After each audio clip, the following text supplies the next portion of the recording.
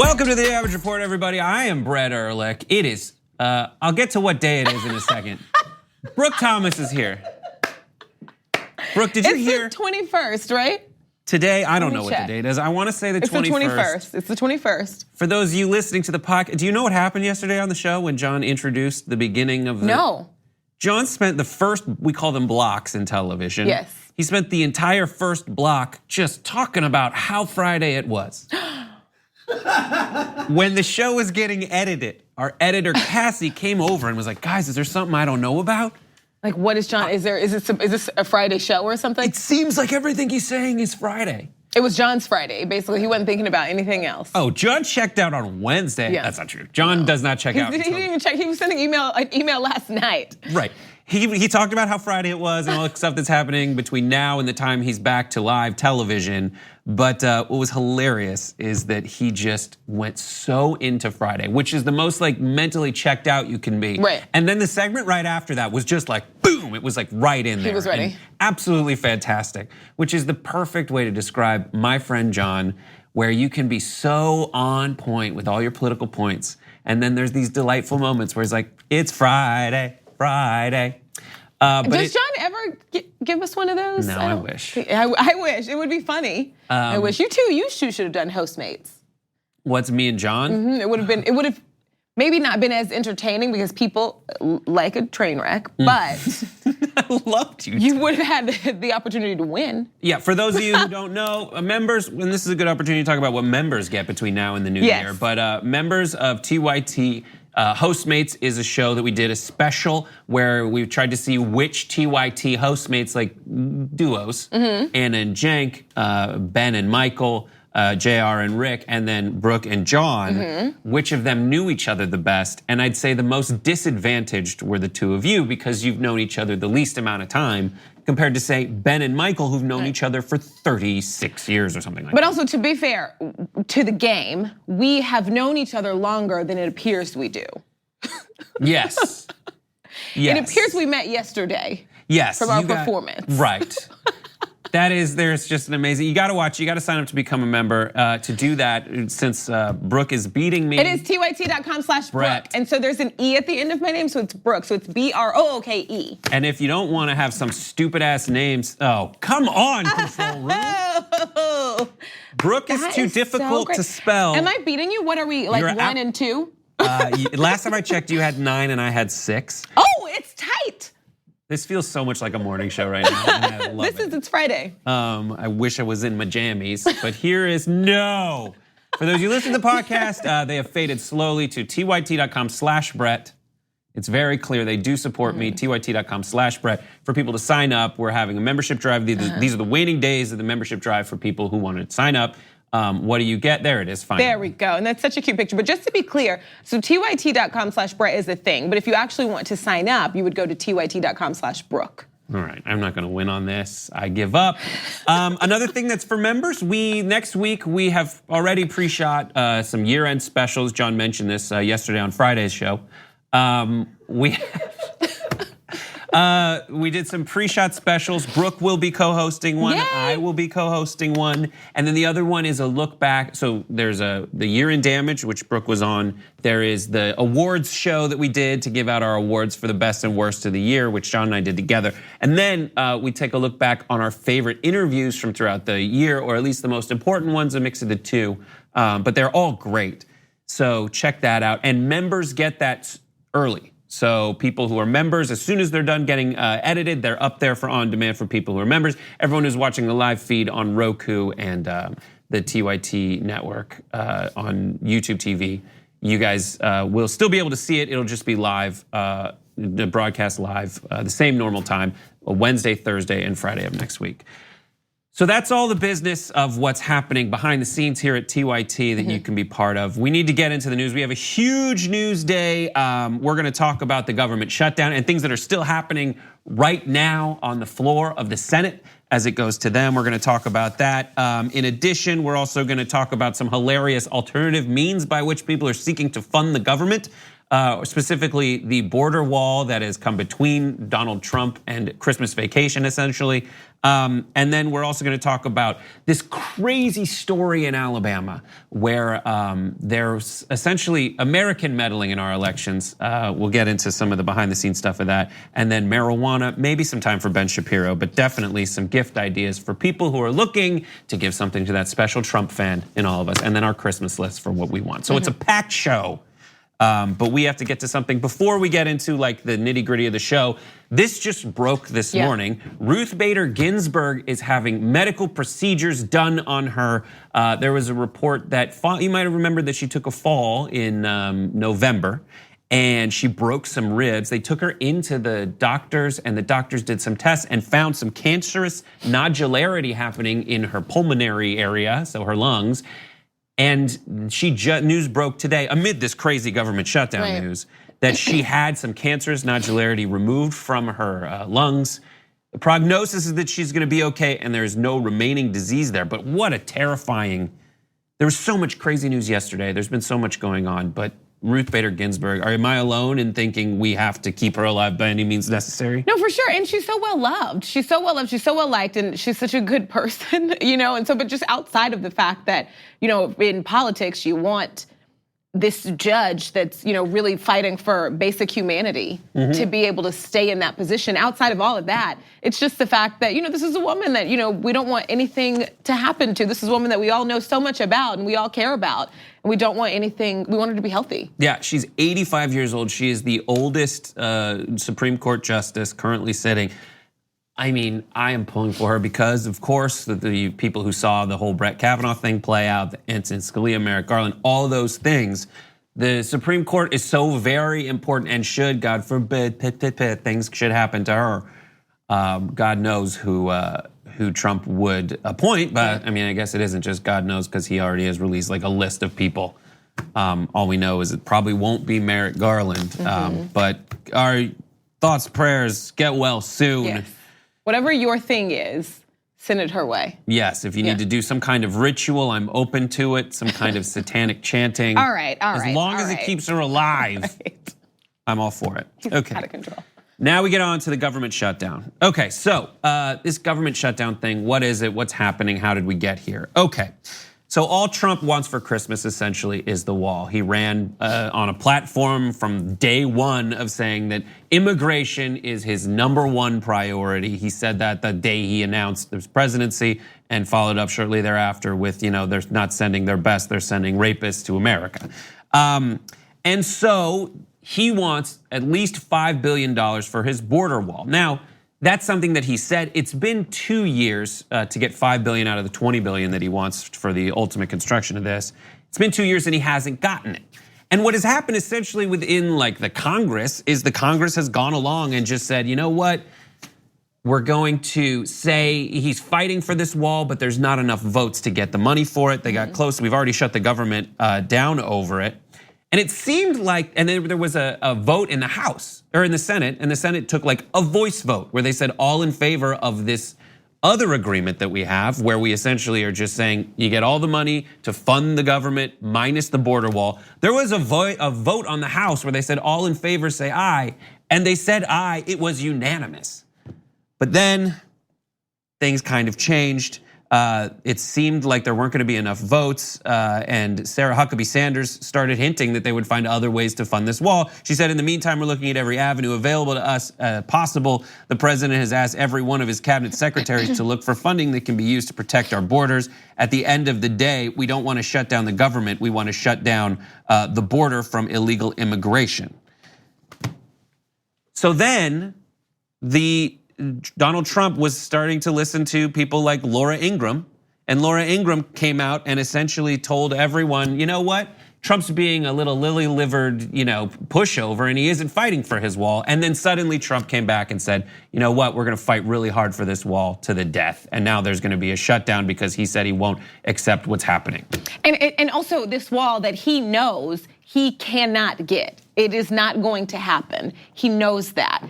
And it's for looks now. There's so much about this obviously the most important thing about this is that this is not about illegal immigration. This is not about border security. This is about throwing gasoline on a racism fire.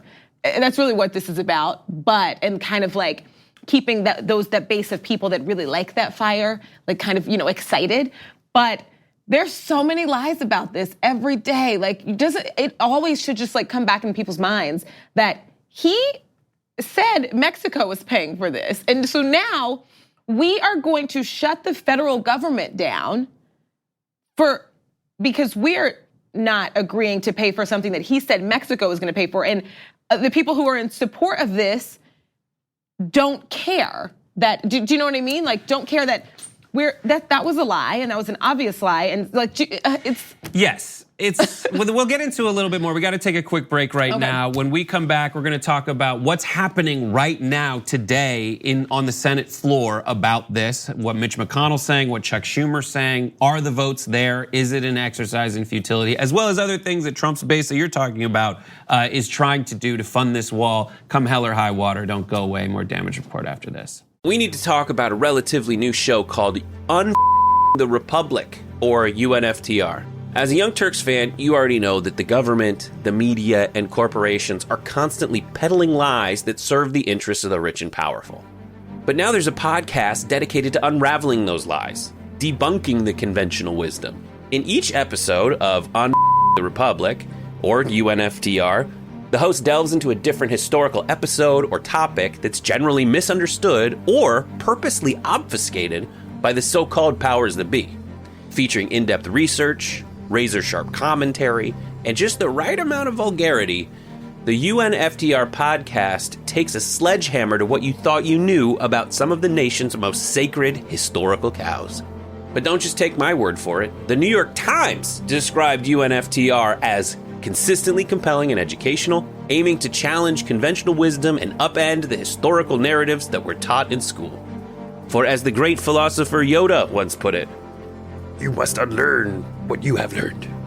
And that's true whether you're in Jedi training or you're uprooting and exposing all the propaganda and disinformation you've been fed over the course of your lifetime. So search for UNFTR in your podcast app today and get ready to get informed, angered, and entertained all at the same time.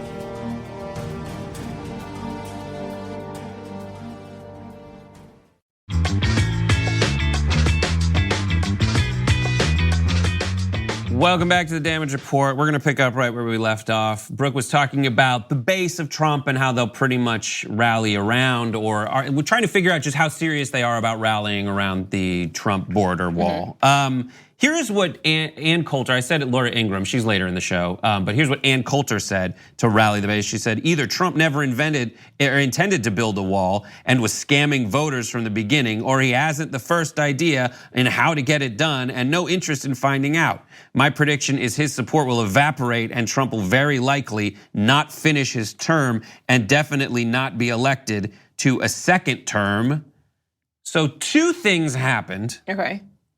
First, it seems that Trump got the message and he started sending out information and trying to rally folks around this new initiative that he had to stop the government unless he got his border funding. Here is a video that he played, or that he made. I'm fighting very hard for border security, so important. I've already started building the wall. We've built large sections and we're fixing up a lot of other sections that are a mess. But the fact is, we need the wall. The Democrats know it, everybody knows it. It's only a game when they say you don't need the wall. You can look at their eyes and you can say, well, they're not telling the truth. They want to try and do anything possible to hurt us because of the fact it's politics. I understand that. It's an edited video. You can take another stab at it. Right. We don't need the wall. That's the fact. We don't. Yeah, and here's the other thing that happened. Everybody needs diversity training, okay? Donald Trump also, according to Trump Alert, after Ann Coulter made that statement online, real Donald Trump appears to no longer follow Ann Coulter. This bot cannot tell if it was an unfollow, suspension, or block, but no longer does real Donald Trump follow Ann Coulter, so he's very upset. So much of this is just based on appearances, and that's so harmful and useless. It's worthless. It's pitiful. so much of all of this is just based on appearances, how one looks, and it's this, it's corny. Right, so here, this is essentially, it was a decision between two things, right? One, to just go with what had been happening before. Because this is the last chance that he has with a Republican-dominated Congress in both houses. And after this, Nancy Pelosi takes over in the House, and there's really no chance of him ever getting this funding for this border wall. So he had the decision essentially between letting the continuing resolution go on so people could go home for Christmas, or digging his feet in the dirt and going ahead and saying, we're gonna shut down the government. He said it to Nancy Pelosi, he doubled down. This morning he was even tweeting like, the Democrats own this shutdown. He was also saying that Mitch McConnell needed to use the nuclear option in order to get this passed. He also, remember, they had this disastrous conversation on national television, which blew all of our minds. Yeah. Where he basically said he was putting it on them and on a Congress that wouldn't start until January. He was putting it on them because he couldn't pass it right now. And she was saying, do it. No, he was saying he could pass it right now. And she's like, well, do it. Yeah. Do it. You can. He's like, yes, I can. Well, okay, we'll do it. So the Senate was like, listen, the Senate's the hard one. We're gonna do a budget that doesn't fund the wall. But it does give $1.3 billion for security measures when it comes to border security. And then Chuck Schumer actually went on the floor of the Senate today and said, listen, they haven't spent last year's border security allocation. So why is he asking for more money now if he hasn't spent what we've given him in the past? That is proof that this is all a ruse and all he's trying to do is get this stuff. And that's the most important point of all of this, just what he said, just that. I mean, I personally think that Trump could have just said, and he was trying to, he was like, listen, when I say it's not a concrete wall, I want a beautiful artistically designed wall that's a bunch of steel pillars in it. Just declare victory and move on. That's what he should do. I don't know what's stopping him. That's what it's about. Just say you did it. Don't harm all these people and shut the government down. Yep. For attention. So now, a fence is not a wall, but sure. It's fine. If it stops all of this, sure. He said this. This is what this is another tweet that I really love. He said the Democrats are trying to belittle the concept of a wall, calling it old-fashioned. The fact is there is nothing else that will work, and that has been true for thousands of years. It's like the wheel. There is nothing better. Then he says, I know tech better than anyone, and technology on a border is only effective in conjunction with a wall. So then he goes on and says it's 99% successful in Israel. It will not be any different from on our southern border, hundreds of billions saved. That's just not something that I want to compare. It's not what it's a shorter border.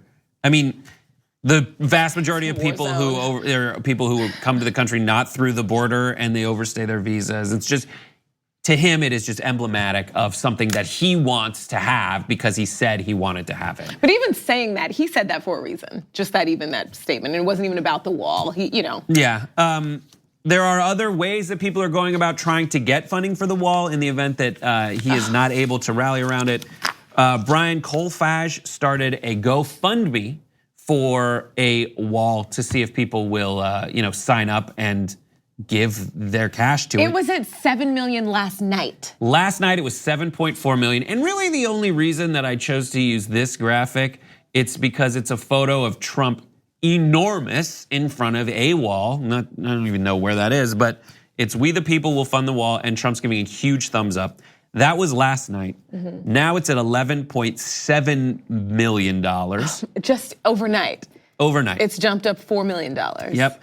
And so the creator of this, Brian Colfage, went on, he went on Laura Ingram's show to explain, and Laura had some questions for him. It's not gonna even make a dent in the total cost, which would be at least around $20 billion. I'm not great at math, but that's a pretty tough hill to climb.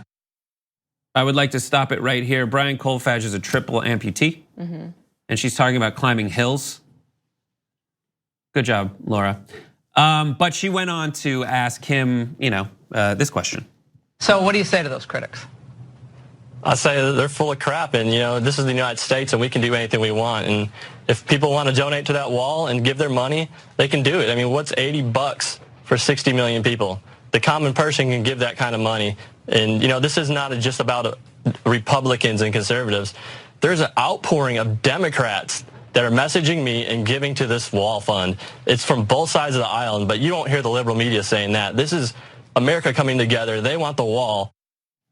So the average person doesn't have $83 in this country. The common person that he's talking about doesn't. And he's like, if all of Trump's people who voted for Trump could give $83, he got all those votes because voting is free. Okay? Most of those people don't have $83 extra dollars, which is literally why they it's all. No, and even more of those people now. Let's say all the people that work at Harley Davidson. Maybe they had $83 before the election. Yeah, they don't now. Yeah, so it's just so elitist. So that's on the do people have $80 to give? Specifically when he talks about people on the Democratic side, that's just not true. Not most of America likes this wall. CBS News polling from mid-November found that a majority, 59% of Americans, oppose building a wall along the US-Mexico border. It's a partisan issue, though. A large majority of Republicans support the wall, 79%. A majority of independents, 66% of independents oppose the wall, and 84% of Democrats are also against it. So that is factually incorrect. But you can go on Fox and say whatever you want, and they're going to echo it no matter what. Just on GoFundMe, just if he had just scrolled down GoFundMe before he made that statement, he would see the number of people who are trying to fund their medical care. Well, that's the thing. On that same website. The people you're yelling at don't have $83. It's just all a mess, but sure. I mean, what? Just really quickly, people who are looking to put their money somewhere else, there is another GoFundMe that's out there that is a counter GoFundMe to buy ladders to get over Trump's wall. It has raised $74,011, and the person who created it said, "We saw some folks raising money for a border wall to keep out our migrant siblings and fellow human beings who are fleeing violence and persecution. So they want to get money for a wall so folks can go and climb over it because they are fleeing persecution." And also, they pointed out, and we don't have a graphic for this, but even though at a rate of $1.7 million daily, it would take their fund about 35 years to raise the $21.7 billion. That is pretty much a conservative estimate for how much it would take to build a wall, much less maintain a wall. Right, so then we need even more money when we got there. But it's, this is, okay, all right. Yep, all right, so we'll keep you posted on TYT. Watch the main show later today, see if there's any resolution to the vote on the Senate floor to fund the wall or not. It looked like it was an exercise in futility because there are not 60 votes. However, we'll see based on how many people were actually physically able to get back to Washington to vote on this, because a lot of them had gone home. Some of them in Congress were seen singing Christmas carols after they passed the first resolution, which they thought would go through very easily. Don't go away, we got a lot more damage report after this. We'll be back. Welcome back to the Damage Report. Brad Erlich here with Brooke Thomas. John Idarola is somewhere in the country, and if you can find him, I'll give you $20. That's not true. We will not do that, and please don't go find him. Please don't go find him. That was really creepy. So strange. Okay, so we're gonna move on to our next story. This is a crazy story that is so weird, but also kind of is a glimpse into what political consultants are and are not trying as we move into this uncharted land of social media's influence on political campaigns. Okay, so you may remember Doug Jones won his senatorial race against Roy Moore.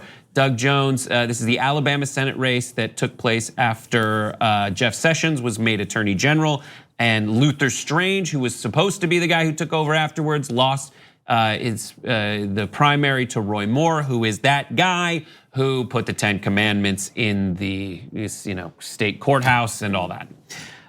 So here is what happened during that election. The New York Times reports that there was a certain group that used Russia-style tactics in terms of fake Facebook groups, and we'll get into that in a second, in order to try to influence the election, and not necessarily influence it greatly, but see if the same dynamics that worked ostensibly for the Russians could also work for political consultants within the United States. So the project's operators created a Facebook page on which they posed as conservative Alabamians, using it to try to divide Republicans and even to endorse a write-in candidate to draw votes from Moore. According to the report itself, it says we orchestrated an elaborate false flag operation that planted the idea that the More campaign was amplified on social media by a Russian botnet. So they did that.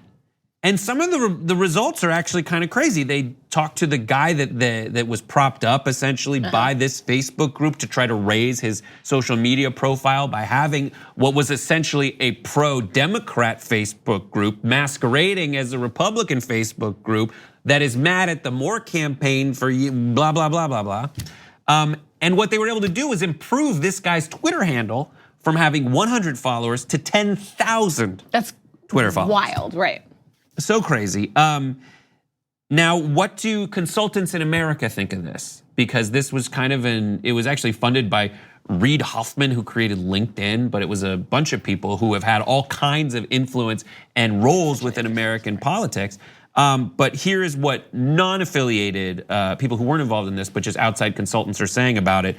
Dan Bayens, who's a GOP consultant in Kentucky, said some will do whatever it takes to win. You've got Russia, which showed folks how to do it. You've got consultants willing to engage in this type of behavior and political leaders who apparently find it futile to stop it. That's on the right side. Joe Trippi, who was overseeing the Roy Moore campaign, said, I think the big danger is somebody in this cycle uses the dark arts of bots and social networks and it works, then we're in real trouble. So the question is, like, they're talking about the futility of trying to stop this kind of stuff.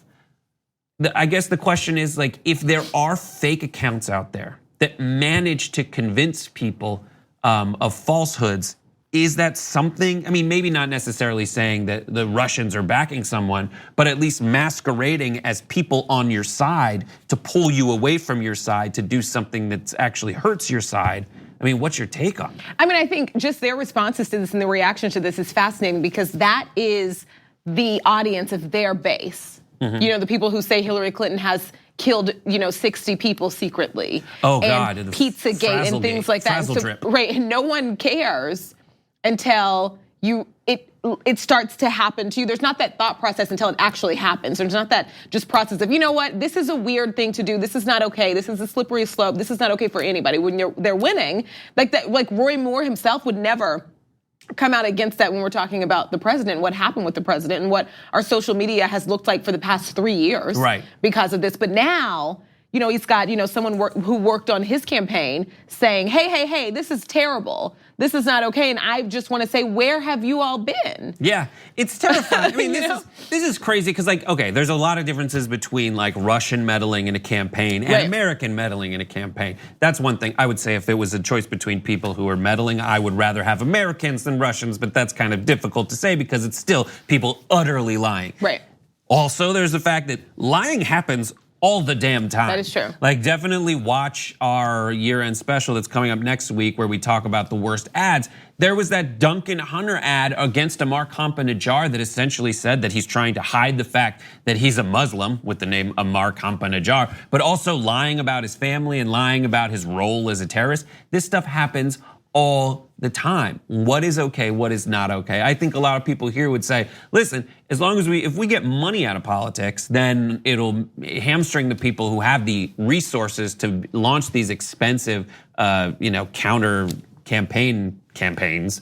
But it's just so fascinating to me because it's essentially trying. With tribalism in America, you have two sides. And if anyone identifies me as on the opposite side of you, they're instantly not gonna pay attention to it.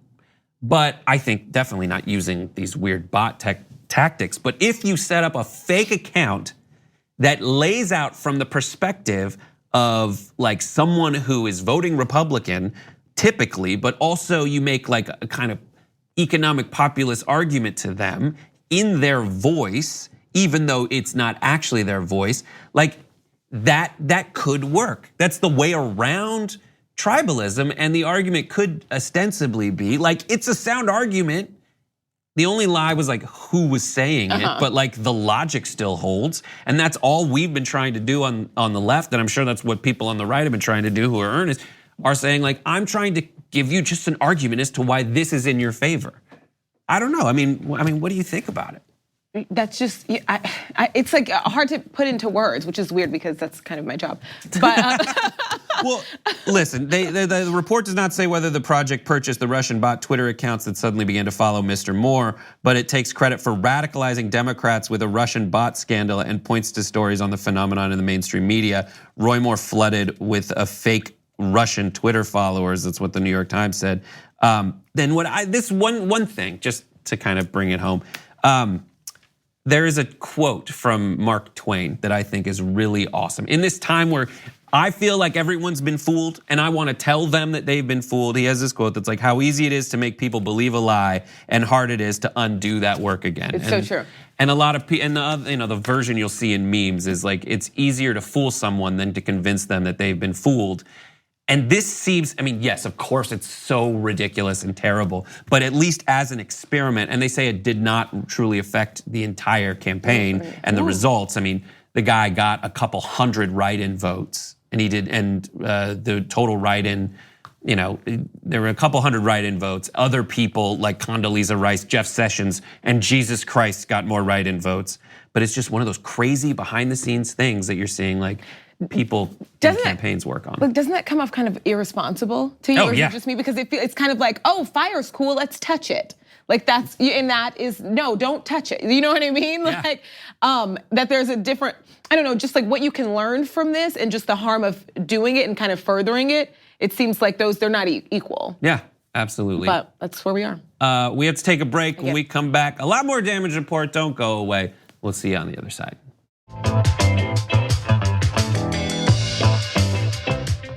Welcome back, everybody. Let's talk about marijuana. Okay, sure, okay. For people who are living in New York, that lawless city on a hill, who don't enjoy the recreational marijuana that we do here in California, things are about to change and you're about to move into the 21st century. The developments have been taking place over the last few days. And essentially the mayor, or the governor, Andrew Cuomo, went and he said in a speech, he said this, the fact is, we have had two criminal justice systems, one for the wealthy and well off, and one for everyone else. The system has for too long targeted the African American and minority communities. Let's legalize the adult use of medical marijuana once and for all. And then the mayor doubled down and said, legalization done the right way will marry opportunity with justice. We have a chance to create a brand new industry that will lift up everyday New Yorkers. And we have a chance to choke off corporate America in the process and not let them get their greedy hands on this industry here in the state. So there's 2 points there. Yeah. I was just gonna say, it has two approaches. One is, there's been a lot of people who have been put in prison because we've criminalized medical marijuana, and what do we do about it? And the other one is, so if we are opening up the doors for a new industry here, who's gonna be in charge of it? Because in the meantime, there have been a lot of small growers and mom and pop shops, maybe shops, that have put together, their little storefront and sold weed, even though it's like not completely legal. They've done it for medicinal purposes, even though the thing is designed to look like, your average head shop. Right. But what do we do? What do we do with those two things? I mean, I think, so that's something that's not being discussed in cities as this is being legalized. Kind of in the argument is, the first point that you had, the argument is that, well, all those people that are in jail or all those people who have, crimes and who have records because of marijuana, well, they were breaking the law at the time. So we don't want to change that, we're just starting over. But is it possible that it could be looked at as, now we've realized that this was a stupid law, and so those people just were ahead of the time. Yeah. You know what I mean? It's like it either is something that should be criminal or not. And if you've decided that this shouldn't be criminal, then all of those people, before when it was a criminal, you have to come out and admit that maybe was a mistake, that, times change. And there are lots of things that we did before that we realized were wrong and we apologize for them. And also those same people who were, because even when marijuana was legal, there were disparities when it comes to who was being punished for it, and drugs in general. And so, and especially in New York City with like stop and frisk, and what Rudy Giuliani did to the city and did to the criminal justice system in the city, and black and brown people, and and if you had any weed on you whatsoever, you would instantly be apprehended and taken in for things that they chalked up to cleaning up the streets. But it was just like this weird racist unconstitutional way of trying to get what they called a clean city, but was just super duper racist. And it wasn't even just about having weed on you. A lot of times it was about being black or being brown, and then you would get pulled over, you would get stopped and frisked. And then they would find something, but there were the probable cause was being black or brown. Right. And so that's how, a lot of this kind of started. Yeah. They find stuff on you like during a search that really is probably a little unconstitutional. We were clear about that now. Yeah. But we weren't then. And now there are 10 states that have truly legal recreational marijuana. That list is ever growing. De Blasio, what was crazy for me to learn is that for the first time in a decade, only now, the entire state legislature of New York is Democratic.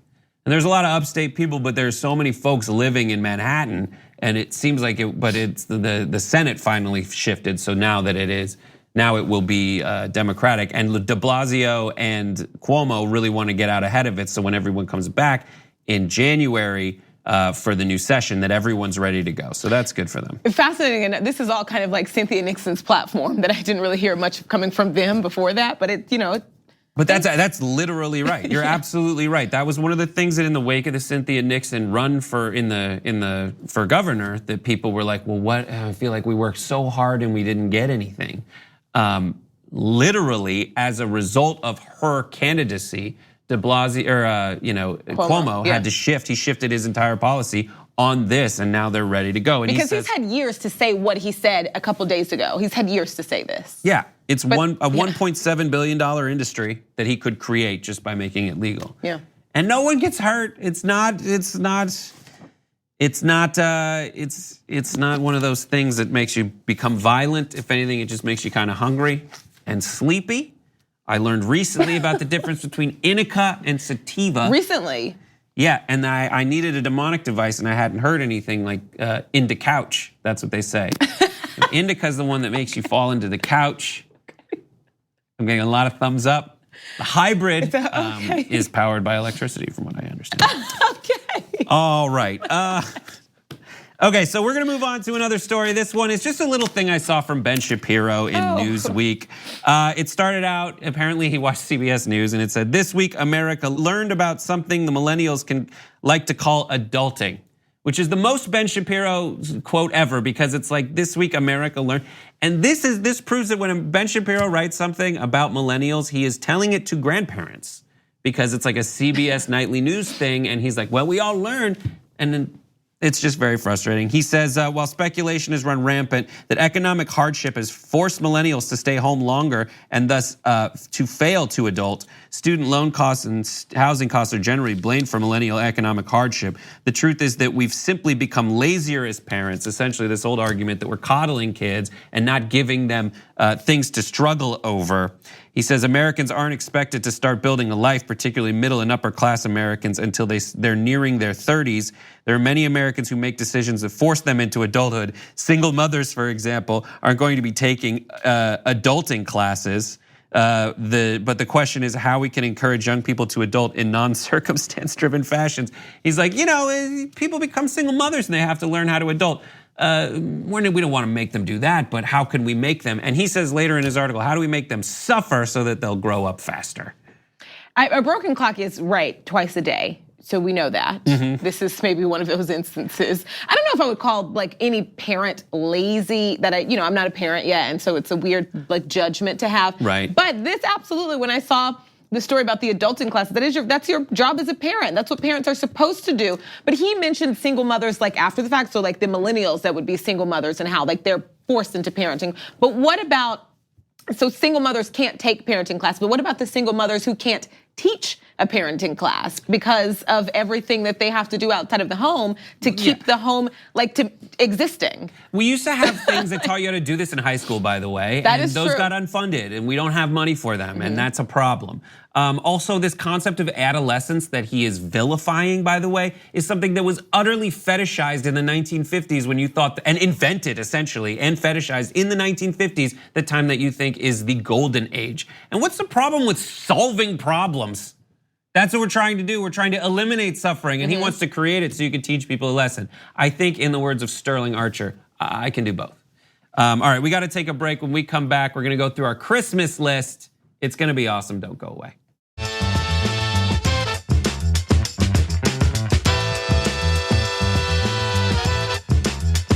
Welcome back to the last few minutes of the show. It's the holidays. There's a lot that you have to do in the holidays. You have to buy a lot of presents. And what do you get for that Trump supporter in your family? We have some suggestions. First, the deporter mug.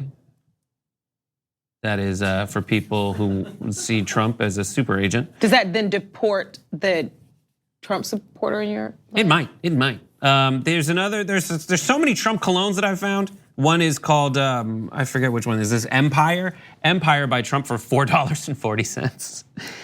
The best are the descriptions of it. At first I expected the product to have a harsh smell, the smell of expensive cigar smoke, whiskey, and wild women. When you think Empire, you think power. The fragrance is actually quite sensual and took me by surprise. A very light petal of mist, the smell of honest luxury. Okay, Bigley, okay. Someone said it lasts 6 to 8 hours on my skin. I do get my fair share of compliments from attractive women. I've been rocking this thing for the last 3 weeks, and wow, I love wearing Trump's success with a suit.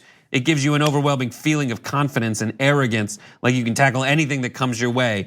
Is like you are the boss. It doesn't matter if you are like the guy or not. Trump's success is a straight up winner. Oh, that's for Trump's success. That's the next one. That you can buy for $22. I want to skip the next graphic and go to the Trump toilet paper you can buy. So we can kiss your buns if you're interested. And then there's also a Trump toilet brush for those of you who are interested in making your toilet. Okay, so these are not for the Trump supporters in your life. This is now we're going where? I think the Trump supporter would like that, right? It's a Trump thing and it cleans up messy situations. Okay. I'm a fan of a disposable toilet bowl cleaner, just one and done. I have the one that you put in, you wipe it, and then you push the button and it goes in the toilet. Yeah. But it's like just the very end is disposable. That's true. And the last one that I really think summarized everything was the Trump fart toy. It says, I fart and say 7 outrageous and hilarious sayings. Some of which are, let's see if I have it right here because I don't want to misquote him. Here's my next, well, this one is like fart. I'll make Mexico pay for that one too. Fart, ooh, that one was made in China. And take this, Putin, fart. So that one farts at the end. Okay. So there's that. What do you want for Christmas? What's on your news wish Christmas list? Every single child who is still separated from their parents at the border or somewhere randomly in the United States to be back with them. Yeah. That's great. That's a good idea, right? That is an earnest, non-jokey one, and I appreciate that. And that's the stuff, it's like so much stuff has happened throughout the year that it's so easy to just forget about. Yeah. And people, like, Thursday's news was crazy. Thursday, we're getting a shutdown in one day, and the defense secretary quit. That was one day's news. Yeah. And then you think about what happened earlier in that week, and we were talking about artistic walls before that, and so much is that there's still children who are separated from their family. Is that all you want? I mean, like when it comes to like new stuff. New stuff, that's really great. That's awesome. For those of you who are trying to give the gift of progressivism this holiday season, don't forget that you can support putting progressives on key committees in the new session of Congress. Rashida Tlaib for appropriations, Alexandria Ocasio-Cortez, Pramila Jayapal, and Ro Khanna for ways and means. Pramila Jayapal also for judiciary. Katie Porter for financial services. They're supported by a whole bunch of people. Justice Democrats put out this, and to add your support, you can go to justicedemocrats.com/key committees, and you can go and issue your support so that people actually do get on those committees so they can make a positive change. Wait, what do you want? What do I want? I wrote it down. Oh, I want Yellies. I don't know if you guys saw Yellies. It's the best Christmas gift ever. Take a look. Yellies, yellies, yellies! Yelling makes the yellies go! Yell loud, go fast! Yell soft, go slow! Keep yelling to find freak out mode! You can collect them all, each sold separately. Yellies are first of all, I want Medicare for all, and I want all those people on those key committees. But I want Yellies. Yellies are a toy that in order to make them work, you scream at them. That is the operative way to make the Yellies go. And give this to your family who has kids and then get the hell out of that house. All right, that's it for this episode of the Damage Report. John will be back next week with some specials, so will we. And then also this weekend, Sunday on ABC News at 9 p.m. to 11 p.m., I'll be on a special. See you next time. Yes.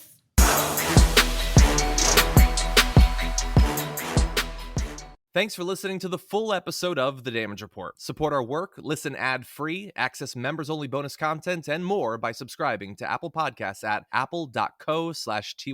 I'm your host, John Adarola. I'll see you soon.